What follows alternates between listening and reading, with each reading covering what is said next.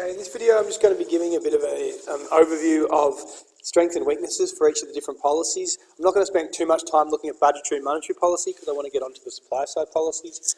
But just in relation to budgetary policy, look, I think the best in terms of analysing the strengths is talking about that ability to target particular sectors of the economy. Use an example, particularly youth unemployment or high levels of unemployment amongst the elderly, and talk about how we can use subsidies to support them, particularly for full employment questions. And the short impact lag is another key benefit of those policies. In terms of weaknesses of budgetary policies, you've got the main reasons would be that the long implementation lags going forward and the fact that it takes a long time to pass through the Senate and the House of Representatives. For monetary policy, look, this would probably be my main strength. I reckon you're pretty across the board for weaknesses for monetary policy, but with strengths of monetary policy, talk about the fact that the monetary policy is highly flexible. And what I mean by that is that the RBA will meet every month, except for January, and they will decide whether to increase or decrease official interest rates. Now, the frequency of those meetings means that they're able to respond in a more timely fashion to any changes in aggregate demand. So, for example, and again, in your 2 marks, elaborate on all this stuff. If leading indicators suggest that unemployment is likely to rise, the RBA can take decisive action and immediately use open market operations to decrease the target cash rate, bring the cash rate towards the cash rate, and that will flow relatively quickly onto discretionary incomes through commercial interest rates. So that's a key thing you could use as one of the strengths of monetary policy. In terms of the weakness of monetary policy, there's heaps of them. Household debt levels is probably the main one, along with the banks not passing on rate cuts as well. So you could do that, or you could take the question as approach to implementation lag as your benefit, because they can immediately act into the cash market, influence the liquidity, and then that'll flow on quickly to discretionary incomes. But the long-term effect, it can take up to 2 years to have their full effect, which may limit their ability to have their overall impact on demand or supply. Demand, because it's monetary policy. All right, with supply side policies, don't look really about the main ones that you focus on. The main one that I'll be focusing on is their ability to achieve all of the goals. And what I suggested is that when you do one of these questions, if you're evaluating the strengths and weaknesses of supply side policies, you talk about it all through infrastructure. So the benefits are that something like infrastructure, through boosting our productive capacity, shifting out our supply curve, can allow for long-term non-inflationary growth by boosting out our productive capacity. That can allow us to achieve all 3 goals simultaneously. In terms of the weakness is that it has a limited stabilisation role. So the reason it has a limited stabilisation role, which is this one down here, is that they have long impact lags. So it can take a long time, firstly, to be implemented, so it takes a long time to get through Parliament, often because they're unpopular, they can lead to problems for certain groups in the short term, and it also has a long impact lag because it takes a long time to build infrastructure.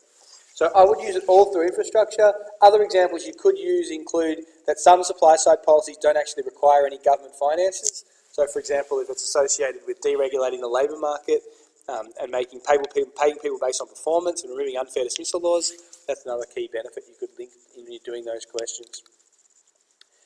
All right, now we're looking at the specific strengths and weaknesses of each type of policy. So looking at income and company taxes, you need to be able to evaluate these in detail.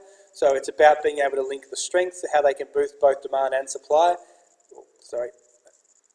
Boosting both demand and supply.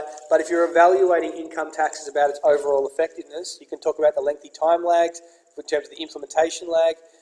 You can talk about the fact that it can be pro-cyclical because it takes such a long time to implement.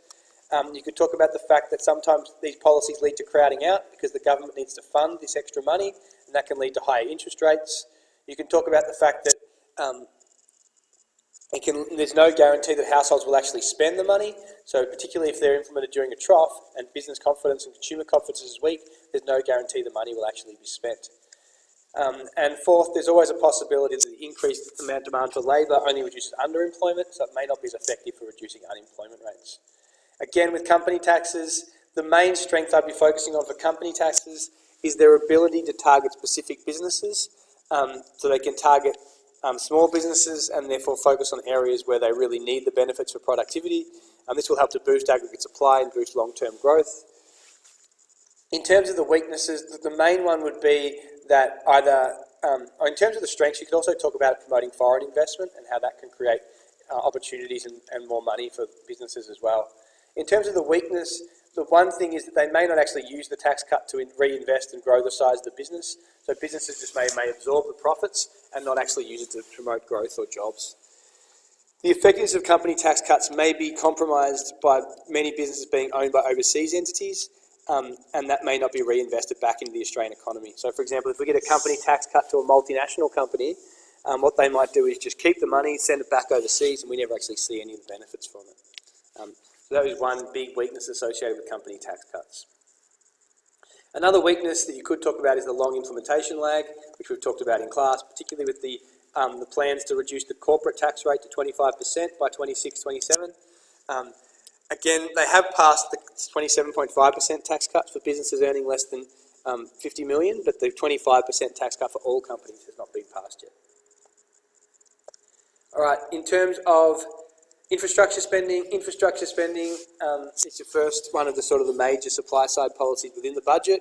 One of the strengths of that is that it can help to achieve all of the goals simultaneously. So by boosting productivity, reducing congestion, it allows us to achieve efficiency gains, which we can target stronger sustainable growth, employment and inflation altogether.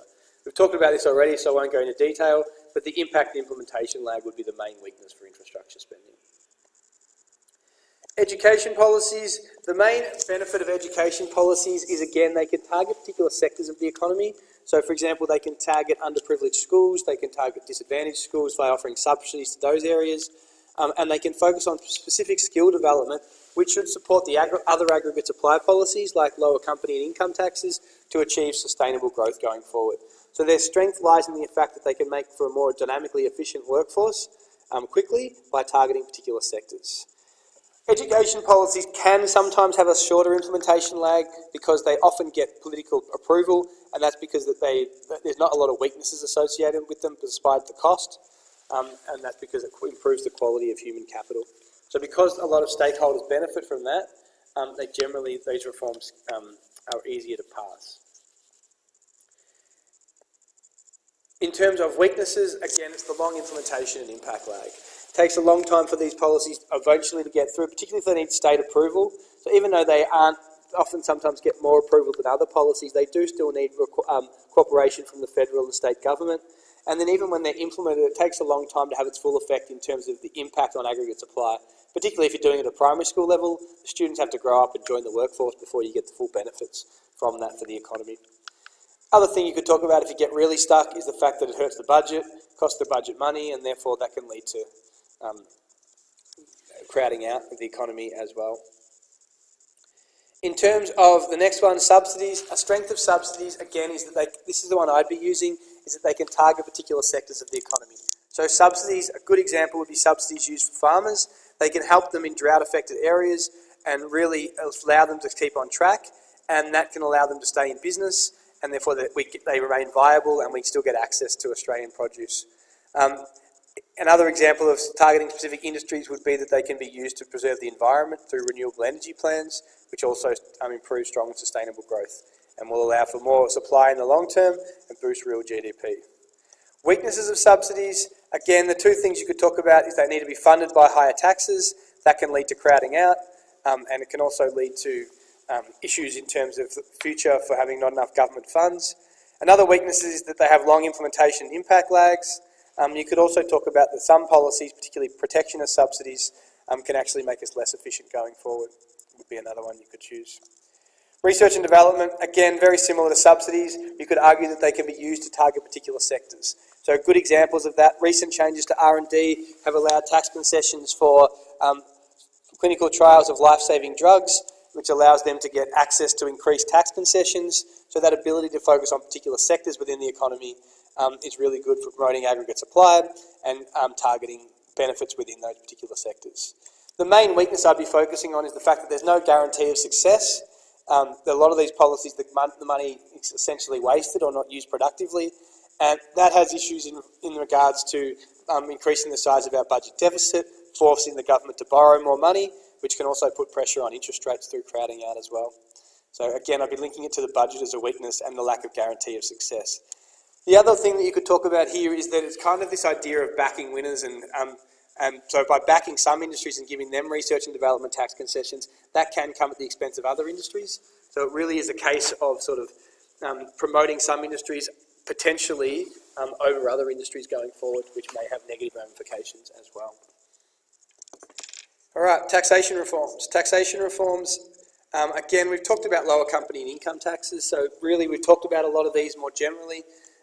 One of the key things with company taxes is that you can look at they might promote foreign investment. So you could say that a benefit of taxation reforms is that the combination of lower company and income taxes promotes both foreign investment and immigration. That can help to give us access to new ideas, new technology, which can boost our productivity. So it encourages other businesses to set up in Australia. So even though we have higher effective tax rates than other countries, if they want to sell to the Australian market, they really need a base in Australia. So it still encourages them to come to Australia. In terms of weaknesses, the main weaknesses is that they often hurt equity. So a lot of these policies for taxation reforms will often resolve in removing direct taxes and replacing them with regressive indirect taxes. That can be a negative for equity in the distribution of income. And so we're kind of promoting efficiency at the expense of equity. That can increase the Gini coefficient for disposable incomes and reduce the living standards of low-income earners, particularly if it's about increasing indirect taxes and excise taxes, which is going to boost up the cost of living.